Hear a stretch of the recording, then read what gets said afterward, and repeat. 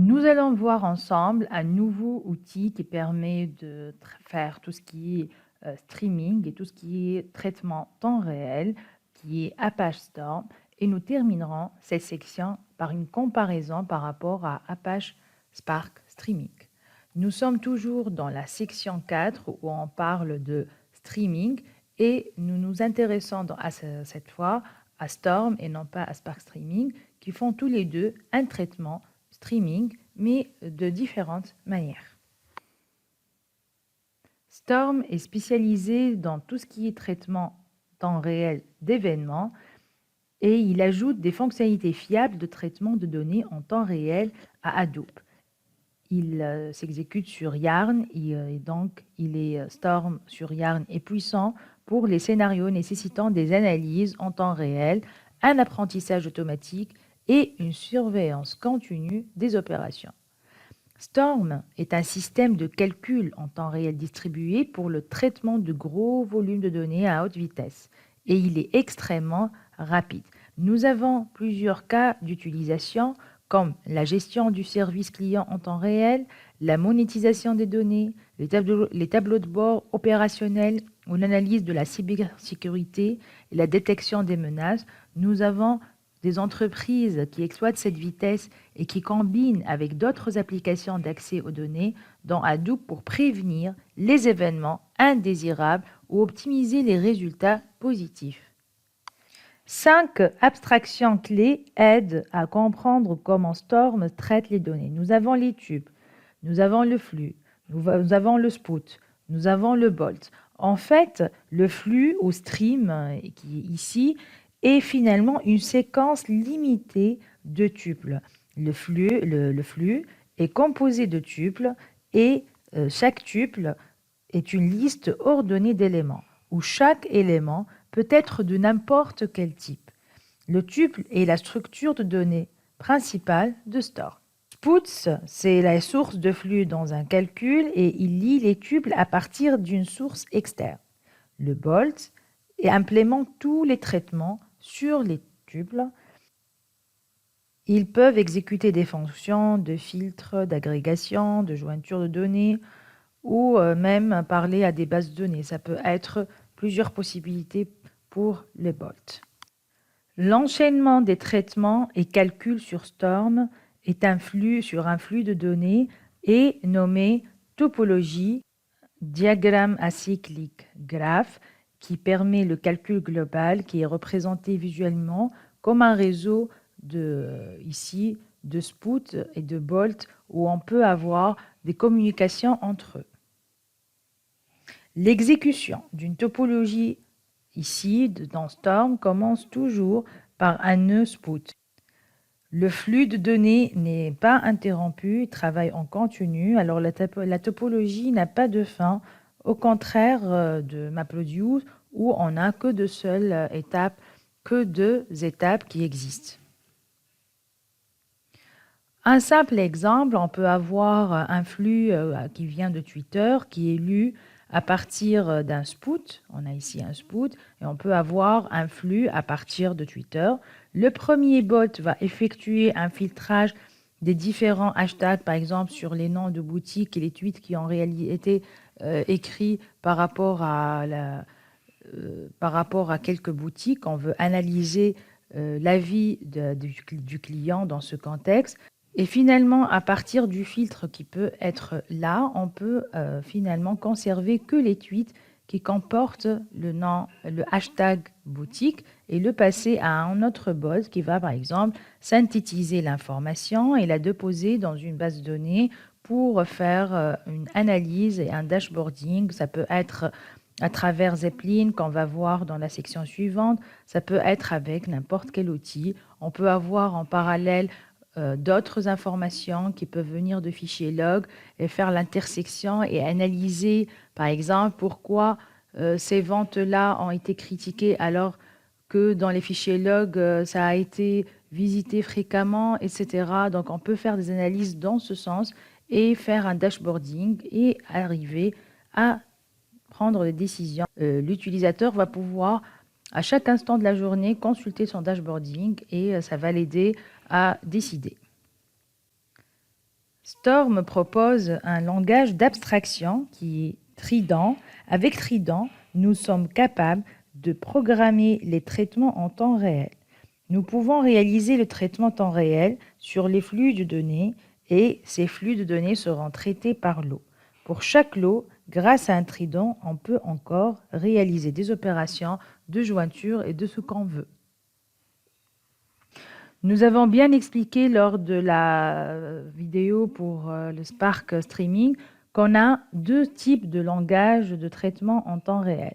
Ceux qui traitent un enregistrement à la fois et ceux qui traitent en lots séparés. Le contexte de Storm c'est un modèle de traitement qui fonctionne directement sur les flux de tuples, un enregistrement à la fois.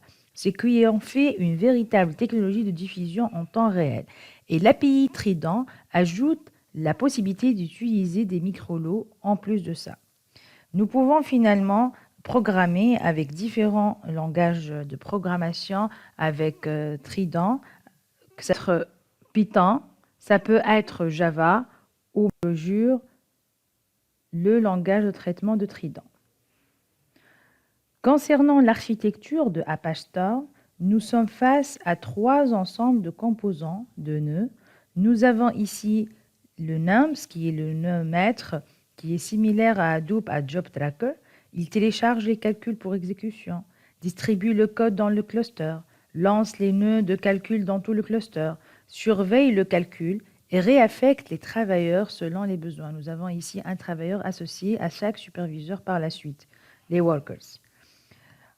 Nous avons en deuxième lieu le nœud Zookeeper qui coordonne le cluster Storm. La communication entre le nœud passe par Zookeeper.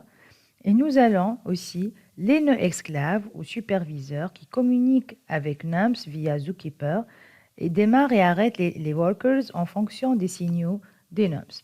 Et donc, on a une architecture, finalement, encore une fois, maître-esclave. Nous pouvons retrouver plusieurs éléments qui peuvent nous permettre de faire beaucoup de pratiques avec Apache Storm sur le site officiel Apache Storm. Nous pouvons maintenant nous permettre de comparer Storm par rapport à Spark Streaming.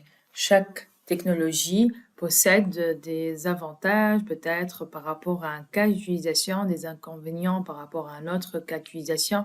Donc toujours et encore une fois, chaque technologie est adaptée à un contexte. Nous sommes finalement face à Spark Streaming et Storm Trident qui disposent tous deux de technologies de gestion d'état intégrées. Le suivi des états aide à atteindre la tolérance aux pannes ainsi que la garantie de livraison unique. Alors comment choisir? Le choix entre Storm et Spark dépend du projet ainsi que des technologies disponibles. L'un des principaux facteurs est le langage de programmation et les garanties de fiabilité de la livraison des données. Bien qu'il existe différence entre les deux flux de données et le traitement, la meilleure voie à suivre consiste à tester les deux technologies pour voir ce qui fonctionne le mieux pour nous et le flux de données à portée de main.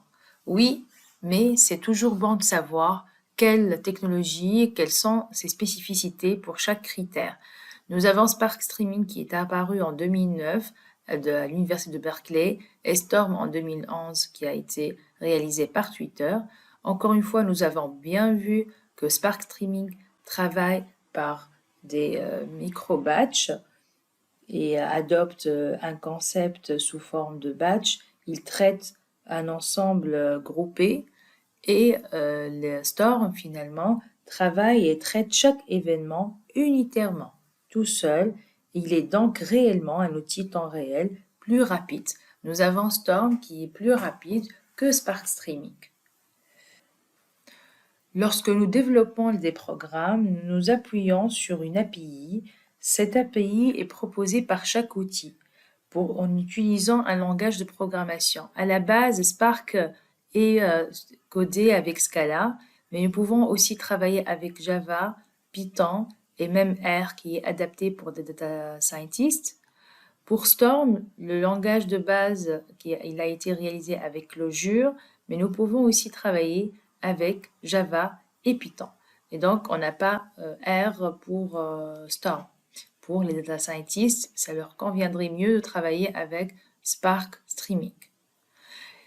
Les architectures lambda sont de deux types, batch et temps réel. Dans le contexte de Spark Streaming, on peut faire les deux. On peut des fois travailler en batch et des fois travailler en temps réel, donc il fait les deux, c'est un avantage. Storm ne fait que du temps réel, c'est 100% du temps réel. Concernant la communauté open source, elle est très importante pour Spark Streaming, elle est supérieure à 1 millier. Par contre, pour Storm, il s'agit du framework le plus récent, mais aussi celui qui a émergé le plus vite. Après des débuts prometteurs, il est aujourd'hui en perte de vitesse. On n'a plus la même communauté qui a été prévue dès le départ. Storm reste un outil intéressant pour récupérer les flux en provenance de réseaux sociaux, mais cumule plusieurs handicaps pour les autres cas d'usage. Et c'est pour cela il ne cible pas toutes sortes de communautés. Et on a dans Spark Streaming une communauté beaucoup plus large. Par contre, Spark Streaming est passé devant ses concurrents. Il suffit d'en s'en persuader et de voir le nombre de requêtes associées au framework sur Google Trends. Ce qui était son principal handicap, le fait d'avoir des traitements des données en mode micro-batch et non en flux, a été surmonté il y a 2 ans avec la sortie de sa version 2.0. Pour l'occasion, la nouvelle fonctionnalité Spark Streaming introduit, comme son nom l'indique, la gestion du streaming de données. Depuis cette version, Spark s'interface également avec TensorFlow pour intégrer la dimension Deep Learning et on est encore de plus en plus sur un esprit DevOps qu'un même framework puisse être utilisé par des data scientists d'une part et data engineers d'autre part. Pour les fournisseurs cloud, Spark Streaming, on a Amazon Elastic MapReduce qui est proposé par AWS, Azure HD Insight qui est proposé par Microsoft, Google Dataproc qui est proposé par Google. Ce sont les 3 fournisseurs cloud les plus connus qui proposent des services qui permettent d'avoir accès à un cluster où toutes les technologies sont déjà installées, Big Data, et entre autres, Spark est installé sur tous ces services au préalable.